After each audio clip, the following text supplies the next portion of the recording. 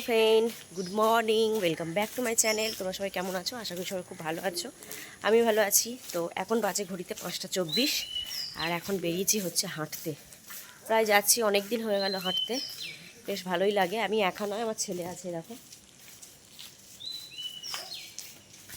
আমার ছেলে, আমার পর একদম শুনশান এলাকা। ওরে দাঁড়া রে, ওই এত জোরে জোরে হেঁটেছে, মানে আমি হাঁটতেই পারছি না।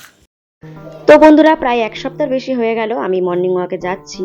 তো একটু হলেও কিছুটা মানে শরীরটা একটু মানে ঠিক হয়েছে, কমেছে বুঝতে পারছি। আর তোমরা দেখতেই পাচ্ছ একদম মানে তখন ওই 5টা বাজে তোমাদের বললাম।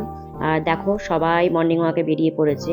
সত্যি হাঁটাটা শরীরের পক্ষে খুব ভালো, কিন্তু এমন দিনে দিনে মানে কুঁড়ে হয়ে যাচ্ছি, কি বলবো, এত ল্যাট খেয়ে পড়ে থাকি সারাদিন। মানে ওই সবসময় হয় ফোন, কাজ হয়ে গেল তো এই শুয়ে থাকা এই। আচ্ছা তোমরাই বলো, এত তাড়াতাড়ি হাঁটলে আমি হাঁটতে পারি? আমি হাঁটি বটে, এত তাড়াতাড়ি আমি হাঁটতে পারি না।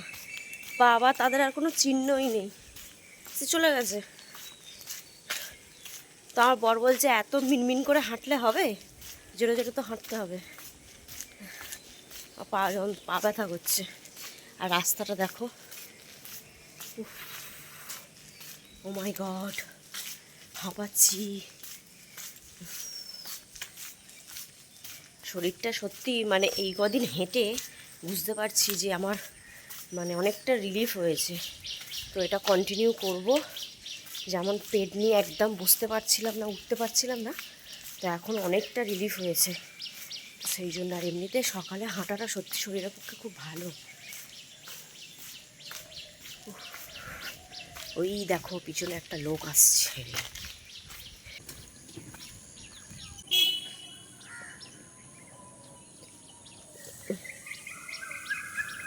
এই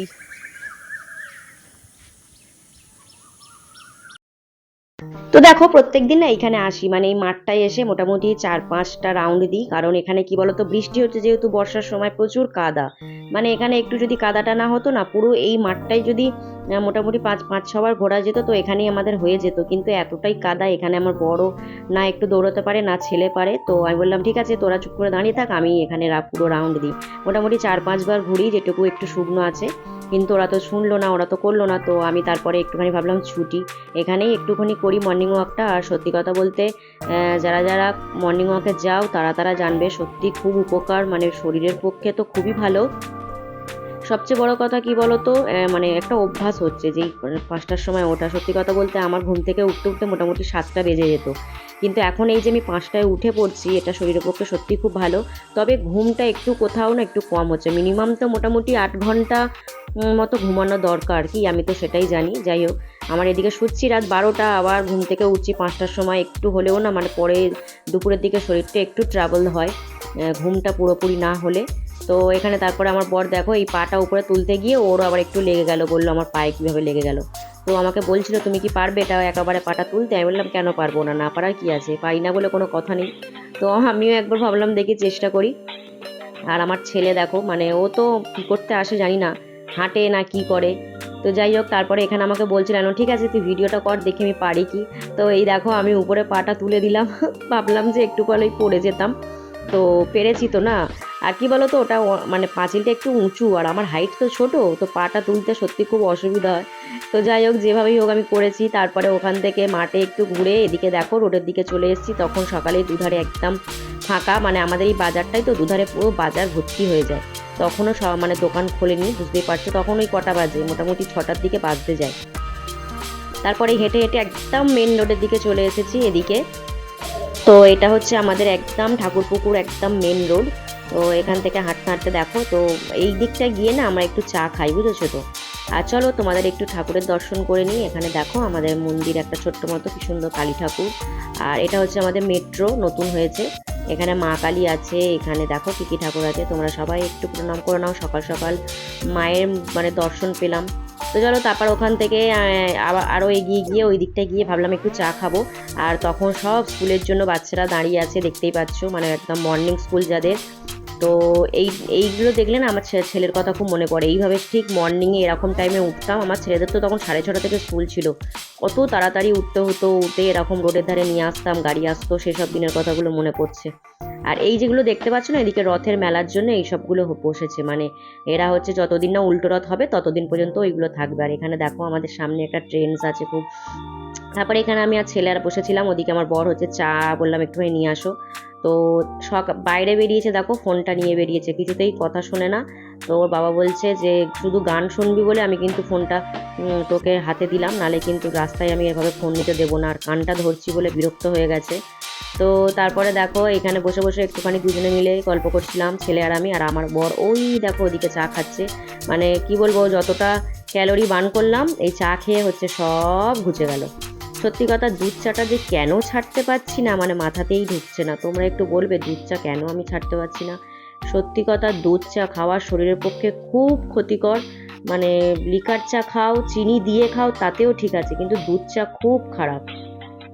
ওই দেখো আমার ছেলে নিয়ে আসছে আমার জন্য চা। প্রত্যেকদিন আমি ঠিক এখানে বসি, আমি না প্রত্যেক দিন এই গাছটার কাছে রোজ বসি, আর ও ঠিক এইভাবে চাটা আমার জন্য নিয়ে আসে। আমার ছেলে আগে আসতো না, ও আসছে আবার এই 5-6 দিন হয়ে গেল। তো ওর বাবা বলেছে যে চল আমাদের সঙ্গে তুইও যাবি, তোর একটা অভ্যাস হয়ে যাবে, কারণ ও তো ঘুম থেকে উঠতে উঠতে ওই 7টার আমার মতোই বাজিয়ে দিত। তো সকালবেলা এরকম মর্নিংয়ে এরকম ভাঁড়ে করে চা খেতে আমার আর সেই লাগে, দারুণ লাগে, সত্যি কথা বলছি। এটা তো ভাই মিস করা যাবে না। যাই হোক, কিন্তু আস্তে আস্তে ভাবছি ছেড়ে দেবো, মানে এই যে হেঁটে এসে মর্নিংয়ে চাটা খাওয়া সত্যি খুব খারাপ। তারপরে ওই তোমাদেরকেই দেখাচ্ছিলাম একটুখানি। তারপরে এখানে তিনজনে বসে একটুখানি বললাম একটু সেলফি তোলো, তো একটুখানি দেখা যাক, ফটো পোস্ট করবো। তো এখানে তিনজনে একটু সেলফি তুলছিলাম। সকালে কিন্তু উঠতে মন চায় না, কিন্তু উঠলে কিন্তু বেশ তারপরে বেশ ফ্রেশই লাগে। তারপর ওখান থেকে এগিয়ে এসে দেখো তখন সবে সবে দেখছি সব সবজি বাজার এটা ওটা মানে বসছে। আর আমাদের এখানে রাস্তাটা কবে থেকে সারাচ্ছে জানো, আজ বোধহয় আমি যতদিন এসছি এখানে ততদিন, মানে আজ 3-4 বছর হয়ে গেল। আর তারপরে এখানে একটু ফল নেব বলে, আমার বর্তমানে পেঁপেটা খুব খায়, মানে ফলের মধ্যে পেঁপেই খায়, ঠিক আছে। আর পেঁপে আমারও খুব ভালোবাসে, আমার খুব খুব পছন্দ পেঁপে। আমার ছেলে খেতে চায় না, তো ছোট তো সাইজ ছিল না, সেটাই দেখছিল। তো একটা বড় কত ওজন এটা হলো জানি না, যাই হোক এটাই নেওয়া হলো। পেঁপে খাওয়াও কিন্তু শরীরের পক্ষে সত্যি খুব ভালো। আর তারপরে এদিকে কি নিলাম, একটা বোধহয় আচ্ছা আপেল নিচ্ছিলাম। আর সত্যি কথা বলতে বন্ধু, আপেলের যে এত দাম, মানে কি বলবো, ফলে তো হাত দেওয়াই যাবে না, মানে এত দাম ফলের, কেন যে এত ফলের দাম কি বলবো। তো যাই হোক এখান থেকে একটু আপেল নিলাম আর একটু পেয়ারা, এই তোমার পেঁপে নিলাম। তো নিয়ে তারপরে বাড়ির দিকে যাচ্ছি, এখন যাচ্ছি বাড়ির দিকে। একদম শরীর ঘাম ঝরে গেছে, উফ। এই দেখো রাস্তা একদম এখনো শুনশান। কলকাতার লোকেরা এত ঘুমায় কেন বলো তো, বলো। আমাদের গ্রামের দিকে তো সবাই উঠে পড়ে, কি সুন্দর। চলো এই না। তারপর বাড়ি এসেছি, বাড়ি এসে ড্রেস চেঞ্জ করে এবারে রান্নার দিকে যেতে হবে, কারণ সকালে ও তো বেরোবে 8টার মধ্যে, 8টা 8:30টার মধ্যে বেরিয়ে যায়। তো একদিকে দেখো তাড়াতাড়ি করে এসে ভাত বসিয়ে দিয়েছি, একদিকে কই করছি আলু বেগুন দিয়ে আজকে করব কুমড়ো শাক। কুমড়ো শাকটা কালকে এনেছিল, সব আমি না মানে সকালের রান্না সব কিছু আমি আগের দিন কাটাকুটি করে রেখে দিই, কারণ সকালে মর্নিং আমার একদমই টাইম হয় না। তো এখানে ওই করছি কুমড়ো করব, কুমড়ো শাক আলু দিয়ে বেগুন দিয়ে আর চিংড়ি মাছ দিয়ে। ফ্রিজে একটু চিংড়ি মাছ ছিল, ওটা দিয়েই করবো নর্মাল একদম। একটু কাঁচা লঙ্কা দিয়েছি, একটু আদা বাটা দেবো, একটু জল, একটুখানি তোমার হলুদ লঙ্কা গুঁড়ো জিরে গুঁড়ো এইসব দিয়ে টমেটো দিয়ে মোটামুটি যেমন করে ঘরোয়া পদ্ধতিতে সেরকমই। তবে কুমড়ো শাকটা কিন্তু খেতে দারুণ হয়েছিল। আর সত্যি কথা, কুমড়ো শাক আমি পোস্ত দিয়ে করি আর চিংড়ি মাছ দিয়ে করি, দারুণ লাগে। লাউ শাকটাও দেখবে তোমরা পোস্ত দিয়ে করে দেখবে, খেতে দারুণ লাগে। তো দেখো এখানে সব কিছু ভাজাভুজি করে এবারে কুমড়ো শাকটা দিয়ে দিয়েছি। আর কুমড়ো শাকটা কী বলো তো, এটা তো মানে এখন ঢাকা দিয়ে দিয়ে করতে হবে বেশ খানিকক্ষণ মতো। তো তোমরা কে কে কুমড়ো শাক পছন্দ করো আমাকে একটু বলো। আর সকালের এইভাবে তড়িঘড়ি কী রান্না করব বলো তো, আমার প্রত্যেক দিন কিন্তু এইভাবে রান্না করি রোজ এভরিডে। সবাই হয়তো ভাববে যে ভিডিও, কিন্তু কি করব বলো, সকালে না এইভাবে রান্না করতে করতে ভিডিও সেইভাবে করা যায় না, বুঝেছো তো। তো চলো এখানে কুমড়ো শাকটা ঢাকা দিয়ে দিয়েছি। আর ফ্রিজ থেকে কিছু চিংড়ি মাছ ছিল, ছোট চিংড়িগুলো ভাবছি কুমড়ো শাকে দেবো, আর এদিকে বড় চিংড়িগুলো আলু দিয়ে করব। তো দেখো এখানে কুমড়ো শাকের এসে হয়ে গেছে আমার, বেশ একদম দেখতে কিন্তু সুন্দর আর খেতেও কিন্তু দারুণ হয়েছিল। আর এদিকে করছি হচ্ছে চিচিঙ্গা ভাজা। আর এই ব্লগটা বন্ধুরা একদম নতুন ব্লগ, মানে আজকেরই ব্লগ, আমি আজকেই তোমাদের সঙ্গে পোস্ট করছি ব্লগটা। আর এখানে দেখো এদিকে আলু দিয়ে করব চিংড়ি মাছটা, আলু দিয়ে আর টমেটো দিয়ে পেঁয়াজ কুচি দিয়েছি একটু, ব্যাস মাখা মাখা মতো করব, এইটুকুই। আর করব হচ্ছে সকালে তো রুটিটা করতেই হবে, যেটা টিফিন খেয়ে যায়। তো দেখো এখানে আমার হয়ে গিয়েছে চিংড়ি মাছ দিয়ে, আলু দিয়ে, ধনেপাতা দিয়েছি লাস্টে একটু, ব্যাস একদম রেডি। তড়িঘড়ি করে এই রান্না এইগুলোই করি। আর এত সকাল সকাল উঠে সত্যি কথা বলছি অনেক রকম রেসিপি সেগুলো করা যায় না। তো দেখো ওদিকে তরকারিটা হয়ে গিয়েছে, আর এদিকেও আমি ঝটপট করে আটা মেখে রুটিটা করে নিচ্ছি, কারণ আমার বর ওদিকে চেঁচাচ্ছে যে তোমার কি হয়েছে, মানে ও তো ঠিক মানে 8টার মধ্যে আমার সব কিছু রেডি করে দিতে হয়, না হলে তো জানো সবাই কথা শুনতে হয়, এটা সব মেয়েদেরই হয়ে থাকে।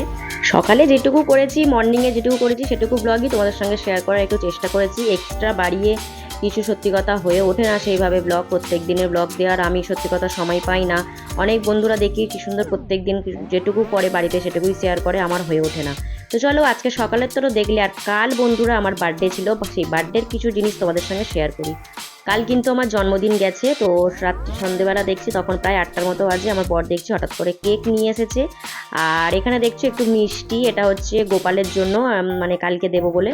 আর একটু টক দই এনেছে, এখানে একটা মিল্ক মিট এনেছে, এটা না কাল আমি একটা ভাবছি রেসিপি করব ম্যাঙ্গো দিয়ে আর এই মিল্ক মিট দিয়ে, টক দই দিয়ে একটা রেসিপি আমি চেষ্টা করেছি, সেটাই তোমাদের সঙ্গে ভাবছি শেয়ার করব, যদি সময় হয় তোমাদের সঙ্গে শেয়ার করবো। আর এখানে আমগুলো খুব সুন্দর, মানে এখন না আমের সিজন প্রায় যেতে বসেছে, তো আম সেরকমভাবে খুব একটা ভালো পাওয়া যায় না, কিন্তু আম দেখছি, আমি বলেছিলাম যে ভালো দেখে আম নিয়ে আসবে যেন বেশ হলুদ হয়। তো আমটা খুব সুন্দর। আর চলো কেকটা দেখি দেখাই তোমাদের একটু। তো দেখো কেকটা কেমন, আর কেকটা সত্যি খেতে কিন্তু খুব টেস্ট ছিল। তো আমি জানতাম না তো হঠাৎ করে যে কেক নিয়ে আসবে, মনে মনে কোথাও একটু আশা ছিল যে যদি আনে যদি আনে, তো ফাইনালি এনেছে। যাই হোক, তো বাবা মাকে সকাল থেকে তো ফোন টোন অনেক করেছি, বাবাও করেছে মাও করেছে। আজকের দিনে যাদের জন্য এত কিছু, তারাই আমার পাশে নেই বলতে আছে, কিন্তু এখন তো নেই। তো আমাকে সবাই একটু বার্থডে উইশ করে দিও বন্ধুরা। আর আজকের এই ব্লগটা তোমাদের সঙ্গে একটু শেয়ার করলাম, আমার ছোট্ট একটি ব্লগ। তোমরা ভালো লাগলে অবশ্যই তোমরা লাইক করো, কমেন্ট করো, আর নতুন বন্ধু যারা আছো তারা একটু আমার চ্যানেলটিকে সাবস্ক্রাইব করে দিও। আর বেল বাটনটা অবশ্যই প্রেস করে রেখো, যাতে ভিডিও ছাড়ার সঙ্গে সঙ্গে তোমাদের কাছে নোটিফিকেশনটা পৌঁছে যায়। আর পুরাতন বন্ধুদের জন্য অসংখ্য অসংখ্য ভালোবাসা, আমাকে এতটা সাপোর্ট করার জন্য, আমার পাশে থাকার জন্য। আর কেকটা আমার ছেলেকে খাইয়ে দিয়েছিলাম, কি বলতো কি দেখাবো, ওরা মানে ক্যামেরার সামনে সেভাবে না দুজনেই কেউ আসতে চায় না, তো ছেলেকে একটু বরকে একটু খাইয়ে দিলাম। তো চলো আজকের মতো সবাইকে টাটা, সবাই ভালো থেকো, সুস্থ থেকো, বাই বাই এভরিওয়ান।